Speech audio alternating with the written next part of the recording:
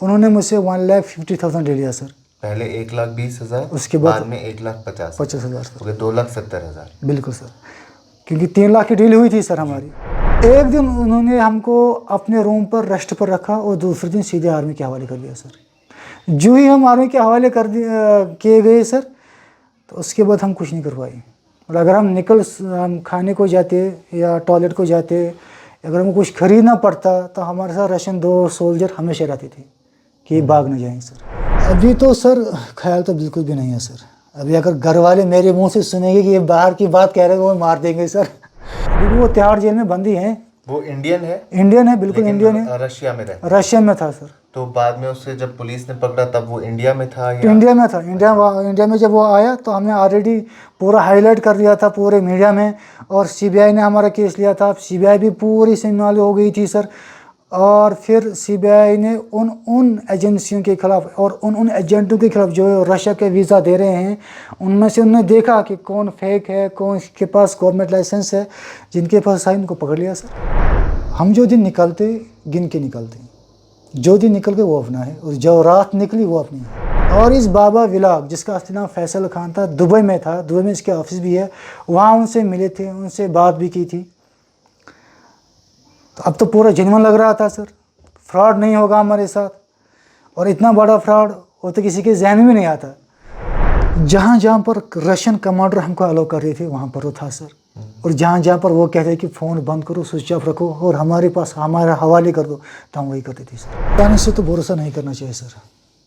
अगर आपको लग रहा है ये जेन्युइन है, आप उस पर इंक्वायरी कीजिए सर। बिल्कुल देखिए, अगर इसके पास गवर्नमेंट लाइसेंस है, आप देख लीजिए। खासकर ये एजेंट वाला जो किस्सा है, जो बहुत ज़्यादा चल रहा है अभी इंडिया में। और मुझे खुद ही मालूम है कि लेफ्ट हैंड से वो ट्रिगर कैसे दबा और मेरे पैर में गोली लगी सर। आपने खुद फायर किया और अपने फायर से आप जख्मी हो? बिल्कुल सर। मैं तो ये कह रहा हूँ, ये जो नेजल नाम का बंदा था, ये तो काम ही कर रहा था इसमें सर। बाद में पता चल, ये तो काम ही कर रहा है आर्मी के लिए सर। उसकी यही जिम्मेवारी थी कि आपको बंदे लाने, हमको हैंड ओवर करना है सर। अगर हम रशिया में रहते तो हम शायद भाग जाते सर। मगर बदकिस्मती ये है कि हमको रशिया में बैठने ही नहीं दिया गया, हमको यूक्रेन में डाल दिया गया सर। मैंने हालत देखी थी हॉस्पिटल की, वहाँ पर क्या क्या हो रहा है। वहाँ किसी की टांग नहीं है, किसी का हाथ नहीं है, किसी की आँख नहीं है, किसी का जबड़ा नहीं है। बाद में मुझे एक बंदा मिला राजा पठान के नाम से सर, जो चंडीगढ़ का रहने वाला था, मॉस्को में जॉब कर रहा था। तो उसने बहुत ज़्यादा हेल्प की।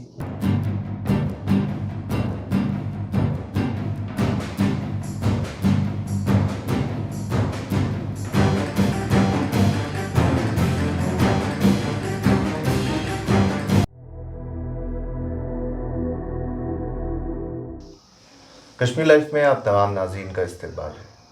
रशिया यूक्रेन जंग के बारे में आप सबने सुना ही होगा। एक बहुत बड़ी जंग थी जिसमें 2 बड़े मुल्क जो थे वो इन्वॉल्व थे। कई सारे लोग जो है उन्होंने अपनी जान भी उस जंग में गंवाई। इसी जंग के हवाले से अगर बात करें तो हमारे कश्मीर से एक नौजवान जो है वो रशिया जाते हैं और फिर बाद में वो रशियन आर्मी का हिस्सा बनते हैं। ये अवंतीपुरा के एक गाँव के रहने वाले हैं। इनसे ही जानते हैं कि ये कहानी क्या है, कि ये कश्मीर से, इस गांव से रशियन आर्मी में कैसे पहुंचे। सबसे पहले तो मैं ये कहना चाहूँ कि मेरा नाम आज़ाद यूसुफ कुमार है। और उसके बाद थैंक यू करना चाहूँगा कि इंडियन गवर्नमेंट को और उनको जिन्होंने मुझे हेल्प की है वापस आने में। यहाँ पर मैंने सिंपली एक ऐड देखा था सर यूट्यूब पर, बाबा व्लॉग के नाम से। बाबा व्लॉग्स, ठीक, जो एक व्लॉगर था जी। लगभग मिलियंस में उसके फॉलोअर थे सर। सिक्योरिटी हेल्पर, आप देख सकते हैं अभी भी सर उसका वो जो यूट्यूब का। तो वो मैंने इनके साथ कांटेक्ट किया सर। कांटेक्ट करने के बाद उन्होंने ऑनलाइन पेमेंट कर लो, जब आपको वीज़ा आ जाएगा। वीज़ा जब मेरा आ गया तो मैंने 1,20,000 पेमेंट कर लिया सर। उसके बाद उन्होंने मुझे बुलाया मुंबई में। इनके और एजेंट बैठे थे सर। उनका नाम था, एक का नाम था सुफियान था, उसकी वाइफ थी पूजा, और एक था मोइन। तो उन्होंने मुझसे 1,50,000 ले लिया सर। पहले 1,20,000, उसके बाद में 1,50,000, 50,000, 2,70,000। बिल्कुल सर, क्योंकि 3 लाख की डील हुई थी सर हमारी। तो उन्होंने कहा कि 30,000 का डॉलर बना के आपको नाजिल को देना है, जो कि रशिया में है, आपको पिक करेगा। तो 14 दिसंबर को यहाँ से निकलते हैं, मुंबई पहुँचते हैं। मुंबई में हमको होटल में रुकाया गया। मेरा एक दोस्त था जो गुजरात का था, वो भी वहाँ पर आ चुका था। हमिल नाम था उसका, हमिल मंगो किया सर। हम दोनों मिले, एजेंटों से मिले, बात की। तो बिल्कुल श्योरिटी दी उन्होंने कि कोई पंगा नहीं है, कोई टेंशन नहीं है, आप फ्री होके जाओ, मस्त जाओ, आपको कोई प्रॉब्लम नहीं होगी। तो हम भी वहाँ कोई मसला नहीं है। तो उनको पैसा दे के उन्होंने हमारी टिकट चेन्नई करवाई सर, और ये कहा कि चेन्नई में और बंदे हैं, हम सबकी टिकट एक साथ करके आपको मॉस्को भेजने वाले हैं सर। तो वो वहाँ से उन्होंने हमारी टिकट चेन्नई करवाई। चेन्नई के बाद हम 6 बंदे मिले, 4 दुबई से आए थे, हालांकि अगरचे वो इंडियंस थे, उन्होंने दुबई में जॉब छोड़ी थी। और इस बाबा विलाग, जिसका असली नाम फैसल खान था, दुबई में था, दुबई में इसके ऑफिस भी है, वहाँ उनसे मिले थे, उनसे बात भी की थी। तो अब तो पूरा जेन्युइन लग रहा था सर, फ्रॉड नहीं होगा हमारे साथ, और इतना बड़ा फ्रॉड वो तो किसी के जहन में नहीं आता।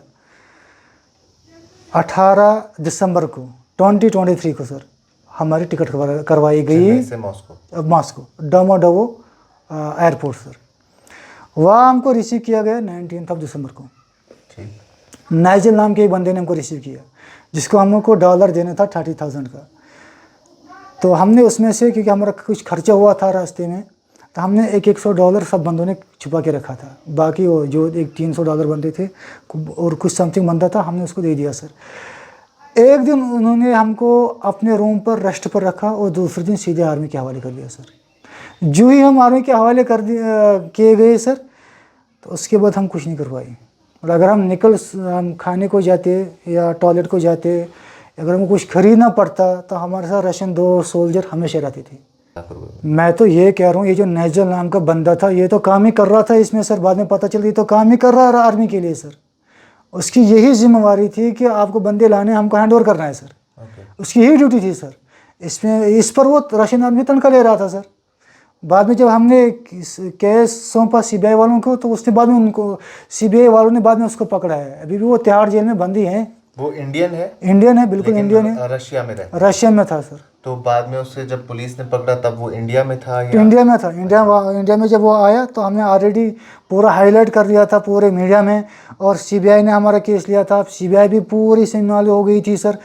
और फिर सीबीआई ने उन एजेंसियों के खिलाफ और उन एजेंटों के खिलाफ जो रशिया के वीज़ा दे रहे हैं, उनमें से उन्होंने देखा कि कौन फेक है, कौन के पास गवर्नमेंट लाइसेंस है, जिनके पास है उनको पकड़ लिया सर। जब आपको आर्मी के हवाले कर दिया गया, उसके बाद से तकरीबन 9 महीने आप रशिया में रहे। तो इन 9 महीने में क्या किया? हम अगर हम रशिया में रहते तो हम शायद भाग जाते सर। मगर बदकिस्मती ये है कि हमको रशिया में बैठने नहीं दिया गया, हमको यूक्रेन में डाल दिया गया सर। 24 दिसंबर को हमारा कॉन्ट्रैक्ट साइन करवाया गया, 26 दिसंबर को हमको सीधे रशिया में यूक्रेन में डाल दिया गया सर। अच्छा। एक्चुअली सर, क्योंकि हम ऐसे बंदे थे, हम पूरे इलिटरेट थे इस बारे में कि वार कैसे करनी है, क्या करना है। किसी को कुछ मालूम नहीं था। कोई कैटरिंग का काम कर रहा था, कोई फार्मिंग का काम कर रहा था अपने घर में, कोई वो जो मेरा दोस्त था वो कपड़े का बिजनेस कर रहा था। तो किसी को भी कोई एक्सपीरियंस था ही नहीं सर। तो अभी वो हमको 5 दिन तक पहले हमको सेफ्टी ट्रेनिंग सिखा रहे थे कि पहले 5 दिन सेफ्टी ट्रेनिंग सिखाई। आपको बचना क्या होता है? आपको बचना कैसे है। अच्छा। अगर कोई ज़ख्मी पड़ा है, उसको रेस्क्यू कैसे करना है।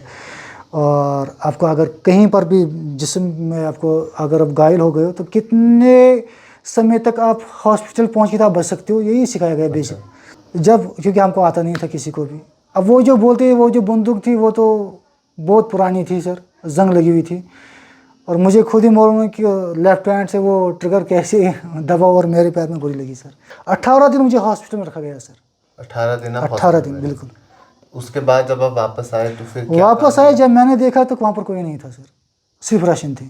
मेरे जितने साथी थे वो आगे जा चुके थे, और जितने भी वहाँ पर नेपाली बने थे वो आगे जा चुके थे। तब मैं बचा था एक इंडियन वहाँ पर को अकेला। तो मैं डर गया, बहुत डर गया सर, क्योंकि मैंने हालत देखी थी हॉस्पिटल की। वहाँ पर क्या क्या हो रहा है। वहाँ किसी की टांग नहीं है, किसी का हाथ नहीं है, किसी की आँख नहीं है, किसी का जबड़ा नहीं है। फिर बाद में पता चला कि राजा पठान का कोई बंदा है जो रशिया में रहता है, इंडिया का है, वो हेल्प करता है बहुत, क्योंकि वो खुद आर्मी वाले रह चुके थे। फिर आर्मी छोड़ी थी उसने। तो हमने उनके साथ कांटेक्ट किया कि भाईजान हम ऐसे फंस चुके हैं, हमको यहाँ से निकालो। तो उसने बोला कि हम आपका केस डाल देंगे रशियन फेडरेशन जो होती है, रशियन फेडरेशन, उसमें डाल देंगे। मिनिस्ट्री ऑफ डिफेंस जो रशियन की, उसमें डाल देंगे। फॉरेन मिनिस्ट्री ऑफ रशियन जो है, उसमें डाल देंगे। तो आपको इससे क्या होगा, आपको आगे नहीं लेके जाएंगे, आपको पीछे रखेंगे। तो और आपका पूरा केस मैं खुद एम्बेसी में लेके जाऊंगा। वो बंदा जेनरल मिला सर, उसने जितनी हेल्प की ना मतलब वो बोल नहीं सकती सर। वो जो हिम्मत दी हमको, घर वालों को हिम्मत दी, घर वालों से टच में रहे, बाद में वो इनको हिम्मत दी, हमें हिम्मत दी। मतलब अभी हम जो निकल पा रहे हैं, पहले तो हम उसका थैंक यू करना चाहेंगे। उसके साथ मीडिया में खबर आई तो वो किस तरीके से मैनेज किया आपने ऐसी सिचुएशन में जहां फ़ोन बड़ी मुश्किल से मिलता था, उसके साथ साथ अब बात करने का कोई ज़रिया नहीं था, तो मीडिया तक बात कैसे पहुंची? एक्चुअली सर जब मुझे रेस्ट पर रखा गया था सर 1 महीने के 28 जनवरी से लेकर 13 मार्च को हमको रेस्ट पर रखा गया सर। यूक्रेन में एक कमरा था, उस पर कमांडर अलग कमरे में सोता था, रहता था, और हमारा कमरा अलग था सर।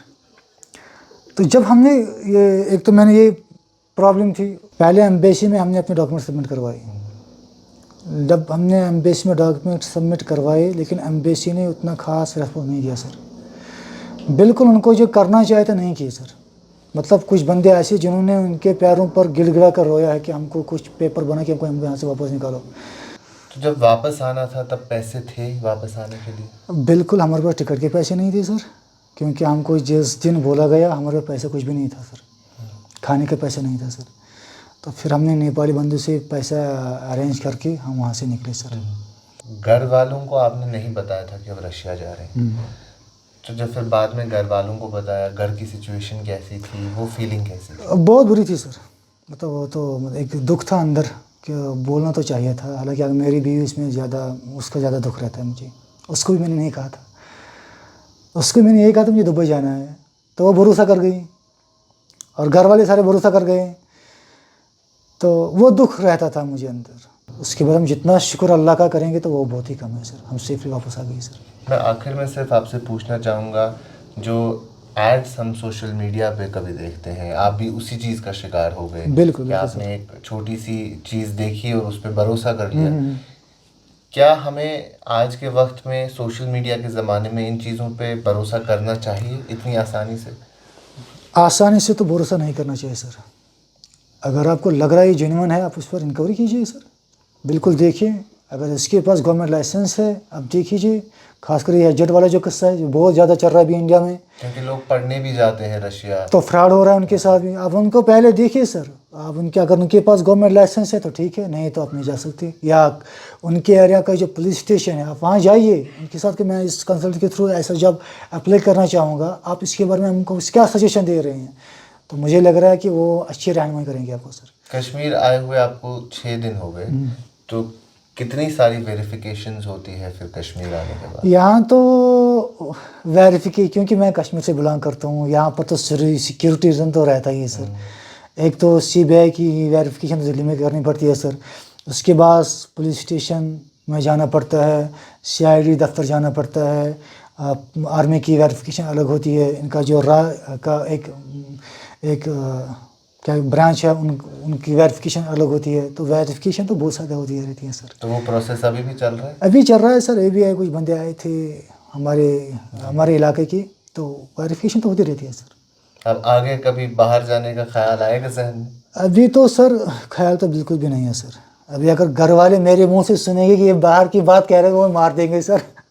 अभी सोच रहा हूँ, मैं पहले की भी सोच रहा था, अभी भी सोच रहा हूँ कि अभी हमारा अल्हम्दुलिल्लाह कुछ ज़मीन है, एग्रीकल्चर में अपना बिजनेस बना लूँगा सर। चलिए, बहुत शुक्रिया आज़ाद साहब हमसे बात करने थैंक के यू लिए। Thank you sir, thank you. तो ये कहानी इनकी है जिन्होंने अपने 9 महीने जो हैं वो रशिया यूक्रेन वॉर में गुजारे। इन्होंने वॉर को बड़ी करीबी से देखा, जहां हर दूसरे दिन हम सुनते थे कि कई सौ के तादाद में जो है लोग अपनी जान गंवा बैठते हैं, लेकिन अल्लाह का शुक्र है कि ये सही सलामत वापस आए और अभी ये अपने घर अवंतीपुरा के इस छोटे से गाँव में मौजूद हैं।